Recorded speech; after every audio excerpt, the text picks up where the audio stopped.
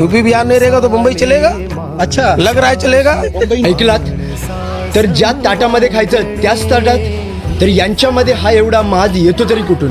अरे ज्या महाराष्ट्रामध्ये तुम्ही राहताय, ज्या महाराष्ट्रामध्ये राहून तुम्ही कामधंदा करून स्वतःचं पोट भरताय, त्याच महाराष्ट्रामधली संस्कृती, भाषा, तिथल्या परंपरा तुम्हाला जर जपायला नको असतील आणि जपत तर नाहीच पण त्याचा तुम्ही अपमान करता, तर हा एवढा मास तुमच्यामध्ये येतो तरी कुठून?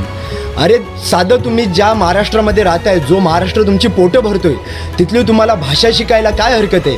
त्याच महाराष्ट्रातल्या माणसासोबत जर तुम्ही मराठीमध्ये 2 शब्द बोलल्यात तर आयुष्यभर तो मराठी माणूस तुम्हाला विसरणार नाही.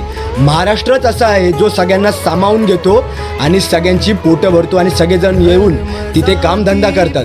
पण तुम्ही सुद्धा समजून घेतलं पाहिजे की आपण ज्या राष्ट्रामध्ये राहतोय, ज्या देशामध्ये राहतोय, तिकडची भाषा आपण जपली पाहिजे. जर जमत नसेल तर त्या भाषेचा अपमान करू नये आणि दादागिरी तर अजिबात करू नये.